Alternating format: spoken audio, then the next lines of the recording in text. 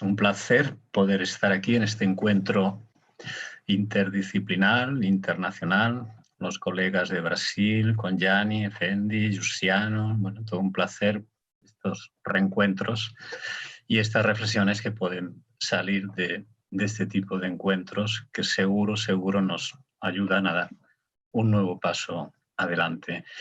A mí, cuando se me propuso participar, se me ocurrió abordar este tema de la mediatización inclusiva, la agregué inclusiva y cómo vincularla con la vulnerabilidad. Y ahí ya algunas reflexiones que yo hago desde la observación casual audiovisual.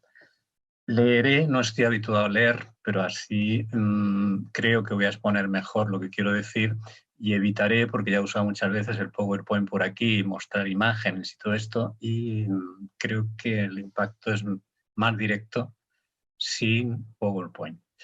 Entonces empiezo la lectura del texto. Es un texto que ya hice una primera presentación en nuestros encuentros en Vulneras, que he retomado y que por lo tanto tú, Ana, como Jordi, seguro que vais a recordar algo de todo este texto. Cuando en el proyecto Vulneras tuvimos unos primeros encuentros destinados a abordar de manera interdisciplinar las situaciones de desamparo y vulnerabilidad sociocultural de la crianza, uno de los primeros objetivos fue el de acotar los conceptos apropiados. Empecé a tomar algunas notas a modo de indicios o pistas epistemológicas destinadas a desarrollar el conocimiento abstracto y concreto, por supuesto que desde mi mirada sociocomunicativa, casual y audiovisual a la vez. En particular, me preocupaba encontrar referencias sobre cómo emplean los medios de comunicación, principalmente los informativos y publicitarios, el término vulnerabilidad y con qué sujetos, temáticas y contextos lo asociaban. Como tantas otras investigaciones que he llevado a cabo, cada vez tengo más claro que todo empieza con la observación casual. Observación casual que, como suelo decir, no es la casual observación, ni tampoco la causal observación. No entro ahora a explicar la diferencia, pero sí es conveniente subrayar que la ejecuto sin delimitar tiempo ni espacio de observación. Bajando de la UAB en coche, tras la reunión de Vulneras, voy dándole vueltas a lo de crianza y vulnerabilidad y, casualmente, esa casualidad que no es causalidad, en la radio dan dos noticias sobre el tema. La primera noticia informa sobre la postura de los obispos en contra de la eutanasia. Los obispos, entre comillas, consideran que todas las personas que acudan a la eutanasia están en situación de vulnerabilidad, indistintamente de su clase social, lugar de residencia o edad. Me llama la atención lo de la edad y pienso que da para incluir la crianza. Al llegar a casa, compruebo por internet que la información de los obispos la había difundido la agencia de noticias Europa Press. Está claro que las agencias de noticias siguen siendo esenciales en la mediatización de maneras de ver y hacer de la sociedad. También descubro que medios escritos como La Vanguardia difundieron la noticia con este titular: los obispos catalanes preocupados por las iniciativas de regular la eutanasia. Insisten en usar la sinécdoque obispos en vez de iglesia. Y también llama la atención lo de obispos catalanes. Se supone que se refiere únicamente a la demarcación geográfica y a no el hecho de que sean nacidos en Cataluña y hasta que los obispos se consideren catalanes. La entradilla de la noticia resume que los obispos catalanes han visto con preocupación algunas iniciativas legislativas recientes sobre la eutanasia y el suicidio asistido. Observo que sigue sin aparecer el término vulnerabilidad. El primer párrafo del cuerpo de la noticia repite la entradilla, pero el segundo resalta que en un comunicado este jueves han recordado el compromiso de la Iglesia, ahora apelan a la Iglesia, ya no son los obispos, en favor de la vida, sobre todo de las personas en situaciones de especial vulnerabilidad. En un tercer párrafo se agrega que han pedido mitigar el dolor y el sufrimiento mediante cuidados paliativos y acompañar a los enfermos y a los que cuidan de ellos, además de legislar en favor de medidas sociales que mejoren la atención de los enfermos. Al parecer, la vulnerabilidad en este caso está asociada con lo que los obispos, Iglesia, consideran enfermedad o con las situaciones extremas a las que se enfrentan personas y familiares de distintas edades, clases sociales y contextos. No parece ser exclusivamente económica. Cuando empiezo con estas observaciones casuales, suelo ir pensando a la vez si estoy ante una buena práctica informativa, si hasta ese discurso fomenta la dinamización social inclusiva. Para constatarlo, empiezo a buscar por Internet si una agencia de noticias tan influyente en las agendas mediáticas como Europa Press dispone de algún libro de estilo en el que se recoja cómo usar adecuadamente el concepto de vulnerabilidad y cómo aplicarlo a las diferentes situaciones que pueden darse. Como no encuentro nada, sigo buscando indicios. Encuentro entonces algunas recomendaciones como la del informe de la OEA, Organización de los Estados Americanos, denominado Claves para hablar de la primera infancia en los medios de comunicación, que en la página 4 subrayo un párrafo que dice lo siguiente: la niñez vulnerada, victimizada, asistencialista, sin identificación y sin voz, son algunas de las reiteraciones semánticas y semióticas que día a día se pueden apreciar en los medios de comunicación. Para lograr pasar a una niñez sujeto de derechos, es necesario contar con periodistas y comunicadores sensibles con intención de servicio en relación al mundo que los rodea, abarcando su bagaje cultural, contando con su capacidad de cambio como agente transformador de la sociedad. Es algo que ya me recuerda a algo que hemos trabajado por Cataluña, en concreto al manual de estilo sobre minorías étnicas que diseñamos con el Col·legi de Periodistas en el 96, en el que ya pude participar y en el que incluíamos también como un punto fundamental el de la concienciación militante de los y las periodistas para con las minorías culturales y las migraciones y, por lo tanto, en su manera de informar hacia ellos. El informe de la OEA agrega algunas recomendaciones fundamentales para convertir lo que denominan información científica en información periodística. Esa mediación y mediatización tan necesaria de los discursos de la academia al ser derivados hacia los medios. Y dan una clave fundamental en términos de representación mediática: que la niñez esté pensada como sujeto de derechos exigibles y no como objeto de compasión y protección. En ese momento recuerdo que recorté del suplemento semanal del País una imagen de las campañas de UNICEF que no parecen respetar esa recomendación. Muestro esta foto que se ve aquí, supongo que estáis viendo, de una campaña de UNICEF. Es esta imagen. Sigo buscando por Internet y casualmente encuentro la guía de periodismo de calidad para la cobertura y promoción de los derechos de niños, niñas y adolescentes, publicada en el 2012 tras el trabajo conjunto de UNICEF, Universidad Católica de Uruguay, y la organización Voz y Voz, que es una agencia de comunicación para la infancia y la adolescencia. Entre sus recomendaciones consideran y subraya que hay que cuidar el uso de imágenes, fotos y filmaciones.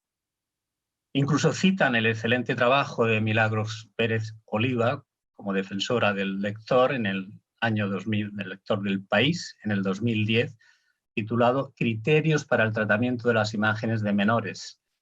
Interesante lo que considera la periodista sobre la necesidad de estar al tanto del amplio abanico de situaciones que se resuelven caso por caso, pero que en general se aplica el criterio de pixelar.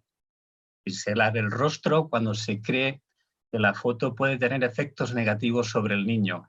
Considera que las imágenes pueden publicarse sin pixelar si tienen el consentimiento de los padres, pero que aún así deben pixelarse, sobre todo cuando la información en la que se incluyen pudieran causarle algún daño o perjuicio si fueran reconocidos. Ello, dices, rige para todo tipo de sucesos o noticias negativas. En estos casos, incluso cuando los padres dieran el consentimiento, el medio debería igualmente pixelar el rostro, pues se trata de proteger al niño frente a posibles daños a su imagen en el presente o en el futuro. Llama la atención, por lo tanto, las paradojas de UNICEF acogiéndose a estas recomendaciones y usando esas imágenes de recién nacidos como reclamo publicitario.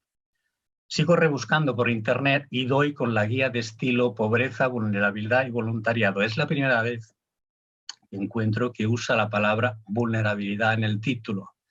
Según cuenta, está diseñada para ayudar a los profesionales de la comunicación a ofrecer una información de calidad sobre las personas vulnerables y en situación de pobreza.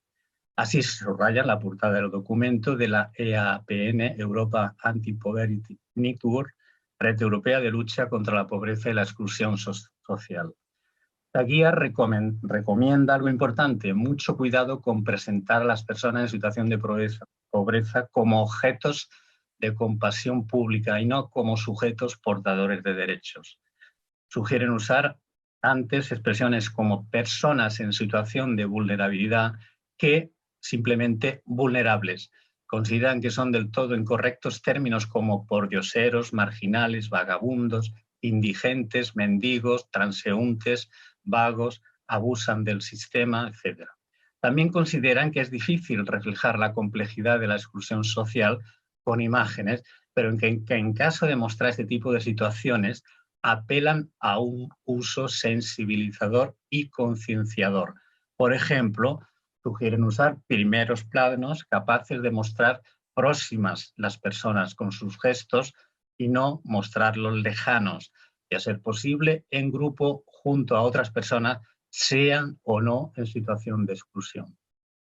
Esta guía de esta red europea de lucha contra la pobreza subraya algo que también nos incumbe para abordar de manera audiovisual e inclusiva las situaciones de crianza y vulnerabilidad, el del rol de las madres. En este sentido, recomienda tener sumo cuidado con los roles que se le atribuyen a estas mujeres porque pueden reforzar ciertos estereotipos. Dejan claro que hay que evitar las imágenes de pobreza que ahondan en el estereotipo de cronicidad e imposibilidad de salir de ella.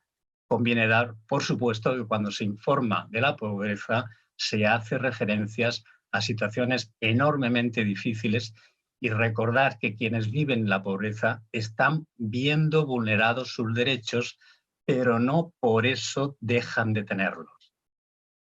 Considero que ya empiezo a tener suficiente material, pero como sigo con el mono que llamamos por aquí de la búsqueda por internet, esas búsquedas que a veces llevan a un pozo sin final, y me da para encontrar alguna web que recoge diferentes guías de lenguaje inclusivo y hasta para recordar algunos trabajos importantes ha llevado a cabo en el Consell de l'Audiovisual de Cataluña, en concreto hasta el debate que se organizó el año pasado por Vulneras, la OAB, en el que pudo participar Carme Figueras, la consellera del Consell de l'Audiovisual de Cataluña, donde ahí también explicó pues, todo lo que se ha recogido al respecto desde esa perspectiva.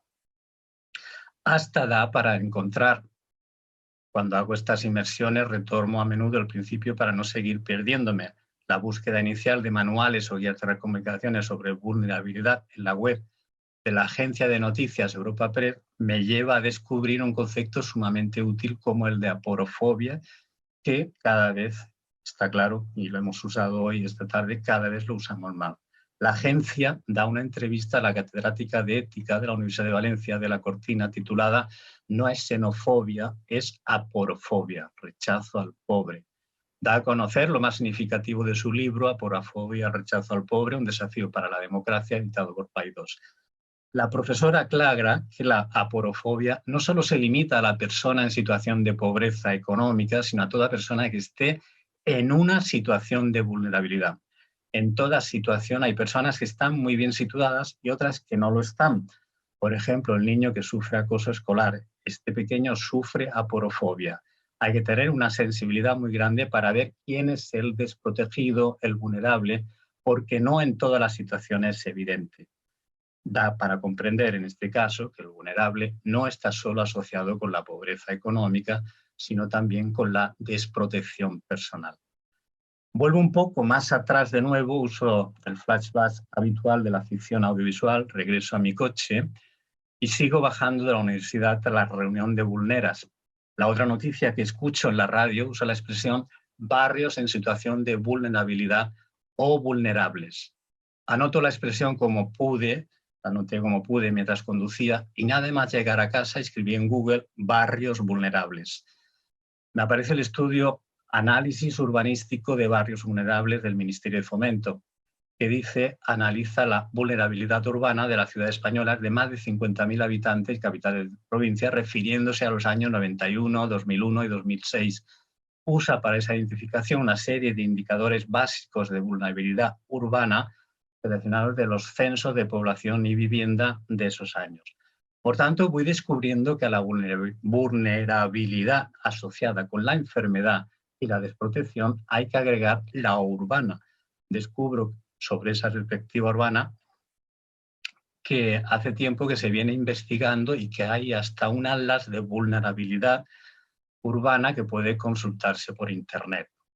Como empiezo a sentir esa especie de curiosidad por saber más y a disfrutar con una búsqueda casual basada en esa heurística del descubrir al descubrir, con la que uno puede perderse, pero encontrarse a la vez, visito una de las webs que aparecen asociadas con la búsqueda anterior, la de Barcelona Activa. Mi sorpresa es mayúscula al descubrir que hay expertos, expertas en comunicación de vulnerabilidad, riesgo y crisis. Argumenta la necesidad de estos expertos de la siguiente manera. Una crisis consiste en un cambio brusco que pone en peligro la reputación corporativa y el equilibrio natural de una organización. Y se tiene que reaccionar muy rápidamente porque lo que dice la organización pasa a ser más importante que lo que hace y se deteriora la calidad de los mensajes emitidos. La organización no controla su discurso y a menudo tiene que reaccionar más que a tomar la iniciativa. Por esta razón, la tarea de la persona a cargo de la comunicación en estos casos es poner freno a la crisis mediante el diseño de estrategias de comunicación y la anticipación de los escenarios de crisis para anticipar los riesgos, ganar tiempo, actuar organizadamente, avisar a las personas implicadas, etc. La orientación reactiva de la profesión ha evolucionado hacia una visión proactiva. En este caso consiste en la prevención y preparación anticipatoria, de tal manera que las personas expertas en esta clase de tareas reciben el nombre de experto, experta en comunicación de vulnerabilidad, detención de los puntos débiles internos de la organización. Desde este planteamiento, la vulnerabilidad parece asociada al trabajo de prevención que llevan a cabo las organizaciones sociales y los roles de ciertos aspectos, expertas proactivos, proactivas. Cuenta mucho, por tanto, el mismo trabajo que llevamos a cabo desde el máster de planificación estratégica que realizamos desde mi departamento de publicidad, relaciones públicas y comunicación audiovisual, en el que se preparan, en este sentido, a los futuros planificadores estratégicos de las organizaciones. Ahí hay toda esa perspectiva a profundizar. Retomo el proyecto de investigación para no perderme navegando por Internet y me doy cuenta de que usamos la expresión vulnerabilidad sociocultural en el título del proyecto. Busco en Google dicha asociación y encuentro un recorte en PDF de un texto sin identificar titulado La exclusión y la vulnerabilidad desde el punto de vista sociocultural, que comenta algunas conclusiones de la encuesta llevada a cabo en el año 2009 en Bogotá. Y no seguí buscando por ahí, estuve un rato más, no encontré nada más, quizás sea una de las perspectivas a encontrar más material al respecto. Pero entonces me pregunto, ¿en qué consiste la mediatización inclusiva? Recuerdo que esta fue una de las preguntas que se me formuló cuando expuse algunas de estas observaciones casuales en una nueva reunión de Vulneras. Como el concepto de mediatización inclusiva es imposible resumirlo en los pocos minutos que tienes para exponerlo en una reunión en la que hay que abordar varios puntos del orden del día desde los diferentes ámbitos interdisciplinares implicados, acabas dando algún titular, aunque desde una perspectiva didáctica. Como ejercido de periodista, me cuesta poco decir algo así como que la mediatización guarda relación con la manera que tienen los medios de dar a conocer la sociedad y cómo puede influir dicho tratamiento en la manera que acabemos teniendo todos de ver dicha sociedad y de relacionarnos e interactuar todos en ella. No doy tiempo a mencionar en ese encuentro a Eliseo Verón, por ejemplo, y su teoría de la mediatización desde la perspectiva semiantropológica, ni a John Thompson y su teoría sobre los medios de comunicación y la modernidad y cómo estos transmiten contenidos simbólicos que dan lugar a la interacción social al margen de la realidad. Ni dio tiempo para abordar alguna diferencia esencial entre mediación y mediatización que también se esfuerzan en precisar entre ellos el mismo Verón, ni para profundizar en las mediaciones de los medios de comunicación que abordan ya desde los 80 autores como Manuel Martín Serrano, ni cómo todas esas aportaciones, más otras experiencias investigadoras, permiten que vaya yo diseñando por mi parte la teoría de la dinamización sociocultural de los medios, que aplico primero con la comunicación local, en concreto con las radios municipales, luego con todos los medios informativos para abordar las migraciones, más recientemente para la representación de la diversidad sociocultural en la publicidad y ahora ya para pensar la mediatización inclusiva de la crianza vulnerable. Los medios no solo difunden mensajes sobre la sociedad, también mediatizan y dinamizan modelos de comunicación interpersonal, intergrupal, intercultural. Modelos de comunicación que pueden ser activos o mecánicos, suscitar la respuesta social inclusiva organizada o desviar el interés únicamente hacia la pasividad receptiva individual. La clave de dichos procesos está lógicamente en el discurso y lenguaje audiovisual. ¿Cuál sería entonces la imagen adecuada para mediatizar de manera inclusiva la vulnerabilidad sociocultural y dinamizar la sociedad de manera activa? Punto esencial: el aula, la educomunicación, la eduinvestigación, la investigación audiovisual aplicada. Concienciar al alumnado, a los futuros comunicadores, combinar concienciación con conocimiento científico, partir de manuales de estilo, de decálogos, suscitar la curiosidad investigadora al alumnado, hacerle participar en la investigación.